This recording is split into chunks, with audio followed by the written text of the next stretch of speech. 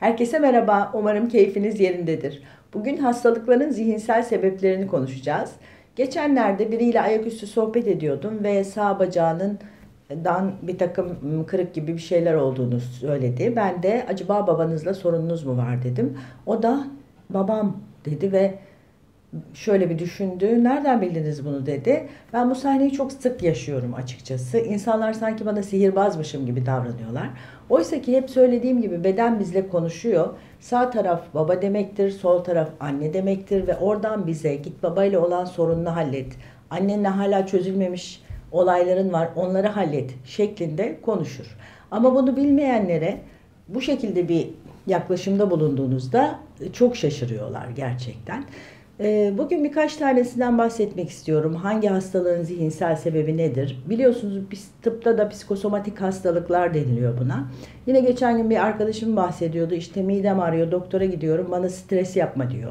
İşte egzamalarım için doktora gidiyorum, bana stres yapma diyor. Ben bu doktora niye gidiyorum? Yani söyledikleri tek şey stres yapma gibi. Ama gerçekten doktorlar da haklılar.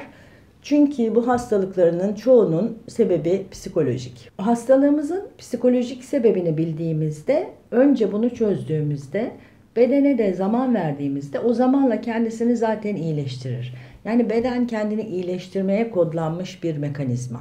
Nasıl ki bir yerimizi kestiğimizde o kendi kendini iyileştiriyor. İşte midemiz ülser olduğunda da kendini iyileştiriyor. Başımız ağrıdığında da bir süre sonra geçiyor. İlaç alsak da almasak da aslında. Çoğu zaman aldığımız o ilaçlar bizde plasebo etkisi yapıyor. Yani ilacı aldım, birazdan başımın ağrısı zaten geçecek diye inandığımız için başımızın ağrısı geçiyor.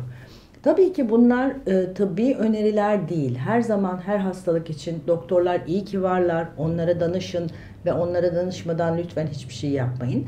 Ama bunlar da öneriler ve bilgi sahibi olmanız için anlatıyorum. Hastalığımızla beraber işin bu tarafına da bakarsak, psikolojik olarak ben kendime neden böyle bir hastalığı yarattım gibi o tarafını da çözersek doktorlarımızın önerileriyle beraber o zaman kalıcı bir sağlık yaratacağız kendimize. Şimdi birkaç tanesinden bahsetmek istiyorum. Belki bu konuda daha sonra başka videolar da hazırlarım. Tabii ki birçok hastalık var ve hepsinin birçok nedeni var. Önce kitabı göstereyim. Louise Hay'in Tüm Hastalıkların Zihinsel Nedenleri kitabı. Çok güzel bir kitap. Bu kısa olanı, bunun daha kalın daha uzun açıklamalı olanı da var. İsterseniz onu alın. Burada hastalıkların isimleri, neden olduğu ve onun için söylemeniz gereken olumlamalar yazılı. Gerçekten bir cep kitabı gibi, herkese tavsiye ediyorum.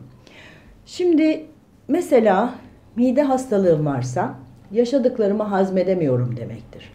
Aslında bir süre sonra konuyla ilgilendiğinizde zaten bedenin gerçekten de bizimle çok güzel konuştuğunu fark ediyorsunuz. Yani mide hazımla ilgilidir, öyle değil mi? Bir şeyleri hazmedemediğimizde böyle midemizi tutarız. İşte çok fazla yedim, şunu yedim, karıştırdım, baharatlı yedim gibi.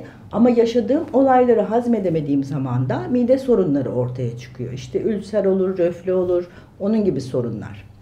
Şeker hastalığı, hayattan tat almıyorum demek. Yani o şekerin güzel tadı artık kayboldu.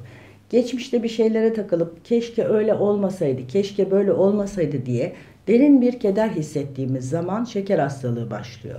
Zaten birçok yerde siz de okumuşsunuzdur. Özellikle tip 2 diyabet dedikleri, hayatta çok büyük bir keder yaşadığınızda, bir yakın kaybı olduğunda hemen bu şeker hastalığı ortaya çıkıyor. Yani ne oluyor? Çünkü hayat değişiyor ve ben artık hayattan aldığım eski tadı almıyorum diyerek beden bize bir şeker hastalığı yaratıyor. Belimizde sorunlar varsa hayattaki sorumluluğum çok fazla demektir. Yani bazen insanlar hem kendi sorumluluklarını, hem anne babalarını, hem kardeşlerini yükleniyorlar ve o zaman da bu sorumlulukların birazını paylaştırmak gerekiyor gerçekten. Bir tek kişinin üstüne hayatın bu kadar yükü yığılmamalı. Belden arıza veriyor, bu sorumluluk sana çok fazla diye. Sırtımızda eğer ağrılar varsa bu da gerekenden çok fazla sorumluluk aldık demektir. Bir hayatın bize getirdiği gerçek kendi sorumluluklarımız var, öyle değil mi? Çocuklarımıza bakacağız, işte yemeğimizi pişireceğiz, paramızı kazanacağız, evimizi geçindireceğiz. Bunlar bizim evet yapmamız gereken gerçek sorumluluklarımız. Ama bunun dışında bir de başka insanların sorumluluklarını, hani aşırı fedakarlık yapmayın diyorum. Her zaman kendi sınırlarınızı koyun diyorum. hayır demeyi öğrenin diyorum.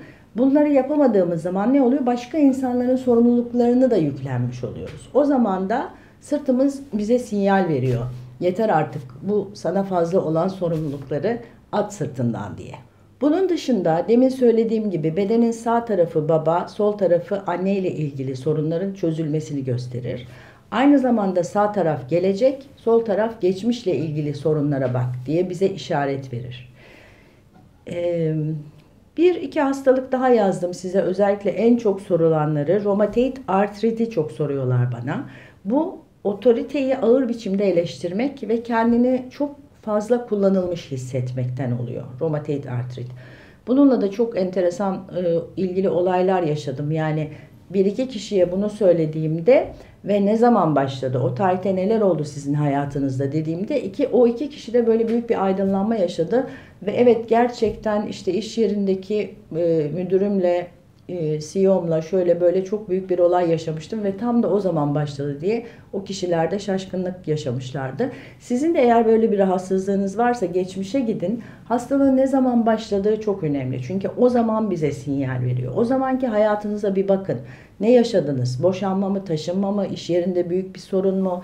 İşte bir yakın kaybı mı, büyük bir üzüntü mü, terk edilmek mi? Bütün bu olaylar bir hastalığı tetiklemiş olabilir ve başlatmış olabilir sizde. Dönüp o olay üzerinde çalışma yaptığınızda hastalığın seyri de değişebilir olumlu şekilde. Bir de diş sorunlarını söylemek istiyorum. Kararsızlık demektir. Bazen bir türlü karar veremiyoruz ve kararsızlık enerjimizi çok aşağıya çeker. Bunu hep söylüyorum. İyi kötü bir karar verin ve devam edin yola diyorum. Diş etlerinde kanamalar varsa, çürümeler varsa, herhangi bir diş sorununuz varsa bu şu konuda artık kararını ver demek istiyor bize beden.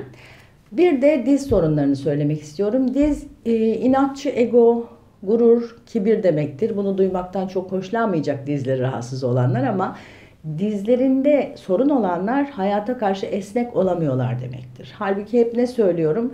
Gelen olaya esnek olmamız lazım, kırılmamamız lazım. Onu rahatça karşılayıp üzerimizden geçirmek lazım. Oysa biz direndiğimizde, çok sert olduğumuzda, kas katı, hayır ben buna karşı duracağım, böyle dimdik duracağım dediğimizde bu sefer ne oluyor? Dizlerde sorunlar çıkıyor. Dizleri esnetememeye başlıyoruz. Ağrılar çekiyoruz.